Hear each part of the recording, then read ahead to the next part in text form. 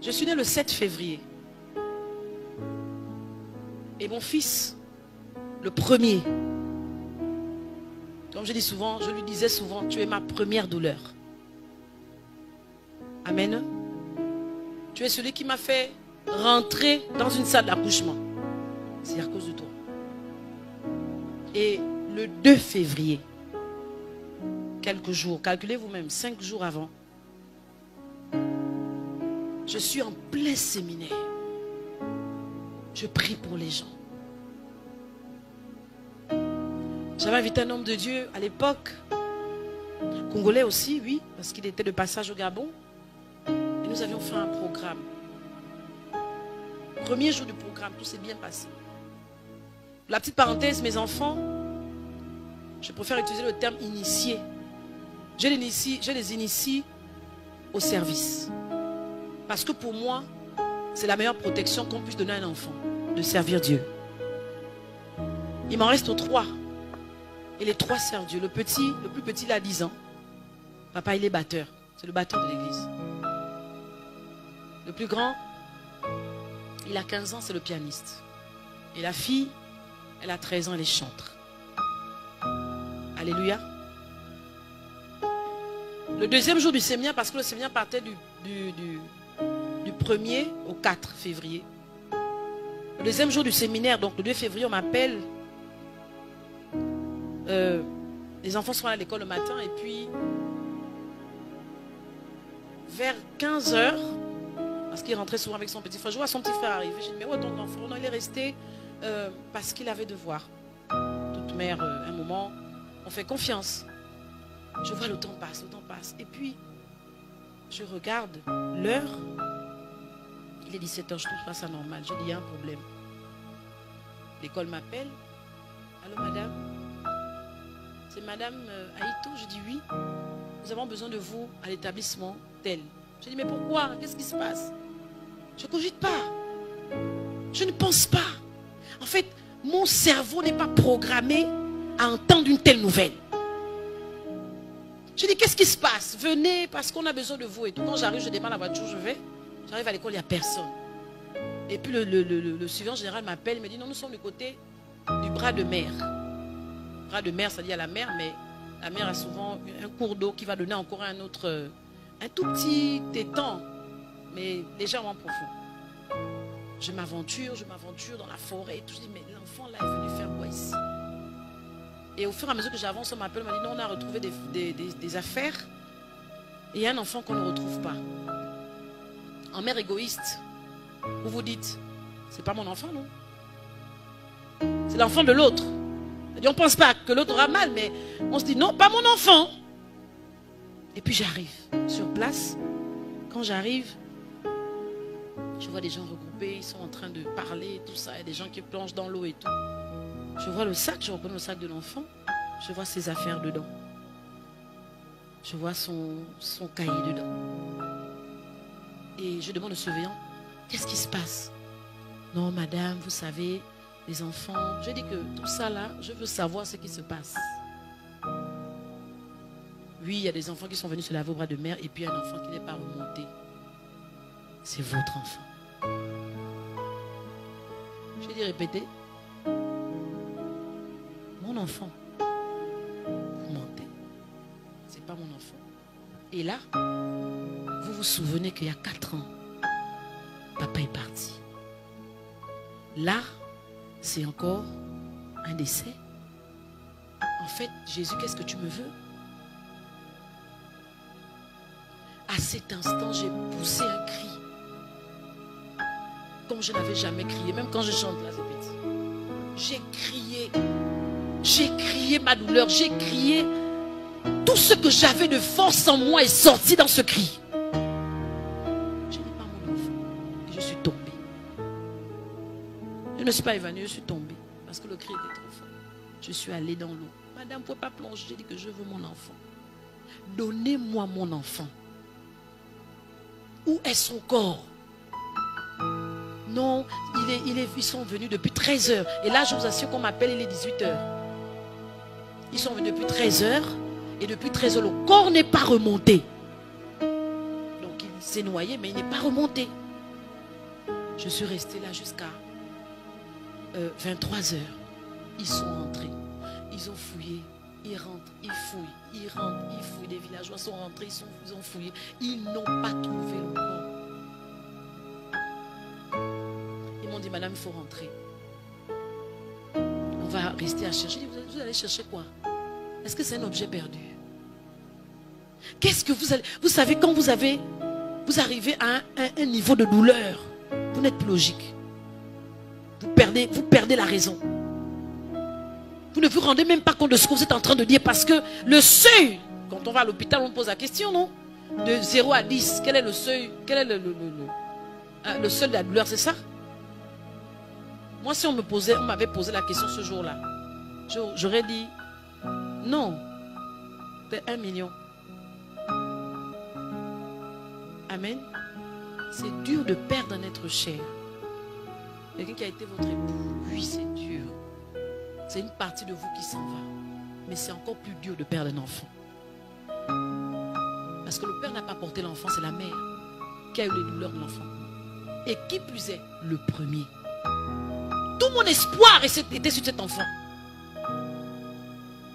Parce qu'il a commencé à servir Dieu, tôt comme moi.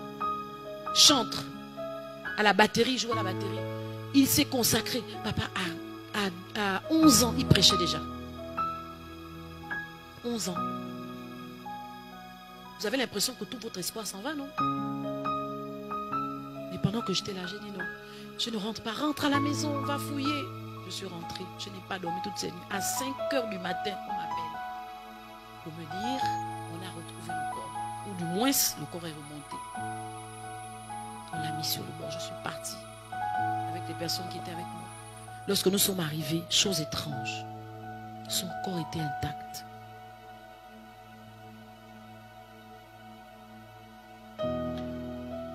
Pour quelqu'un qui a fait autant d'heures dans l'eau, il y a des poissons, il y a des choses qui bouffent les parties du corps, mais rien de tel. Il était intact. Il n'avait même pas le ventre enflé pour dire qu'il a bu de l'eau. Rien du tout. Quand j'arrive, il était étalé peut-être à cette distance. Ma foi, j'appelle ça la foi folle. Alléluia. La foi qui affronte des choses qu'on n'affronte pas. Parce qu'il faut avoir une telle foi pour continuer à dire que tu aimes Dieu. Je me suis avancée, j'ai vu le corps. Parce que quand tu meurs, tu n'as plus de nom. N'est-ce pas, non? Quand tu meurs, tu n'as plus de nom. Le corps, la dépouille, le cadavre. Le seul qui a gardé le nom quand il est mort, c'est Jésus. Alléluia. Je me suis prosternée, j'ai posé mes... Le procureur voulait m'arrêter. Vous savez, dans ce genre de situation, on appelle la police pour faire les constats et tout ça. Il voulait m'arrêter. Non, madame, j'ai dit, monsieur, je vous dis que c'est la folie. Je dis, monsieur, vous n'étiez pas là quand j'ai mis cet enfant au monde. C'est moi qui l'ai emmené dans ce monde. Et s'il doit partir, laissez-moi aller. Je me suis mise à genoux. J'ai parlé à mon fils comme j'avais parlé à son père. Je lui ai dit, va dire à Jésus que j'ai mal. La première fois, j'ai dit à son père, reviens. J'ai pas envoyé de message à Jésus. Mais là, j'ai dit, va dire à Jésus que c'est trop. J'ai mal. Et je sais qu'il a transmis le message parce que mon fils n'est pas là en enfer. Quand j'ai fini de dire ça, je me suis levée. Je suis rentrée. Des semaines après, on a organisé les obsèques et tout. Et à la maison de pompe funèbre, nous étions là. Et le corps était dans le cercueil. J'étais assise à côté comme en Afrique, hein, vous savez, quand on pleure. Et j'avais pas de force, j'avais rien du tout. Et pendant que je suis là, les gens viennent, ils te consolent. En fait, vous avez l'impression d'être dans un autre monde où personne n'a la clé pour entrer, pour vous retrouver. Vous avez l'impression d'être dans une bulle où il n'y a que vous-même qui savez. Vous pouvez accepter de laisser entrer quelqu'un, mais Même si la personne rentre, les personnes ont des paroles stéréotypées. Ça se dit. Des paroles automatiques. Ça va aller, Dieu va, le Seigneur. En fait, eux-mêmes, ils ne savent même pas quoi te dire. Parce que ceux qui étaient là savaient qu'il y a quelques années, son mari est parti. Là, maintenant, c'est l'enfant. Qu'est-ce qui se passe? Surtout en Afrique. Alléluia. J'étais dans ma bulle. Il y a une seule personne qui a pu entrer dans cette bulle. C'est le Saint-Esprit. Mais vous savez, pendant que j'étais là, je n'ai jamais maudit Dieu. Je n'ai jamais ressenti de la haine pour Dieu. Je n'en voulais pas à Dieu. J'avais toujours la foi. Pendant que j'étais là, je disais, Seigneur, tu sais ce que tu fais. Et le Saint-Esprit est rentré dans ma bulle. Il m'a dit, il faut que tu adores. Il n'a pas dit, il faut que tu chantes. Il a dit, il faut que tu adores. J'ai dit, Saint-Esprit, je ne vais pas adorer. Là aussi, c'est trop me demander. Je n'adore pas. J'ai fermé mon cœur à la voix de l'Esprit. Ce jour-là, je l'ai fait. J'étais là. Quelque temps après, ça n'a pas duré en l'espace de 10 minutes. J'ai entendu. Et c'est à ce moment-là que j'ai su discerner, faire, comment dire, le distinguo entre la voix du Saint-Esprit et la voix de Jésus. Je ne savais pas ça. Le Saint-Esprit est un peu genre autoritaire. Il te dit de faire. Mais Jésus a une voix. Un amour comme ça n'existe pas sur terre. Quand il te parle, ça te pénètre l'âme, l'esprit, le corps. Tu as l'impression de fondre dans un amour qu'aucun humain sur terre ne peut te donner. Et tu ne peux pas lui dire non. Il m'a dit, je veux que tu m'adores. Là, il n'a plus dit, il faut que tu adores, hein? J'ai dit, Jésus, ok, je vais le faire. Ma foi folle a fait que je me lève. Je suis allée vers mon père spirituel. Je dis, papa, je veux chanter. Il dit, non, tu vas chanter comment? Tu vas t'écrouler. Je dis, papa, je veux chanter. Adorer à cet instant, c'est avoir une foi folle. La foi qui sort au mauvais moment. La foi qui s'exprime quand tout le monde attend que tu abandonnes. Je ne sais pas ce que tu vis. Peut-être que tu as traversé pire que moi, je ne sais pas. Mais dans ce que tu as traversé, fais sortir le type de foi qui te correspond. Lève-toi de là. Je me suis levée. J'ai pris le micro. Les gens me regardaient bizarrement. Qu'est-ce qu'elle va faire? Qu'est-ce qu'elle va faire? J'ai commencé à chanter. J'ai pris ce chant. Puisqu'il m'a demandé, c'est ça non? Il m'a dit, adore-moi. J'ai pris le micro. J'ai dit au Seigneur, je t'aime, tu le sais.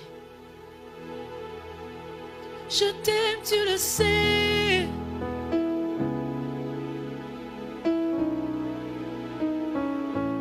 Et mon cœur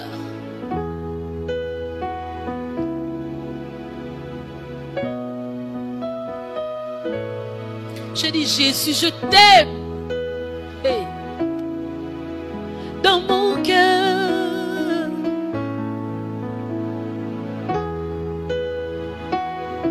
tu es mon yaya. Je t'aime, tu le sais. Je te porte dans mon cœur. Et mon cœur bouillonne d'amour pour toi. Tu es mon yaya. Même si mon fils est allongé dans le cercueil, Jésus, je t'aime. Et mon cœur bouillonne d'amour pour toi. Car mon amour ne dépend pas de ce que je perds ou ce que je gagne. Je t'aime, tu le sais. Et mon cœur bouillonne d'amour pour toi.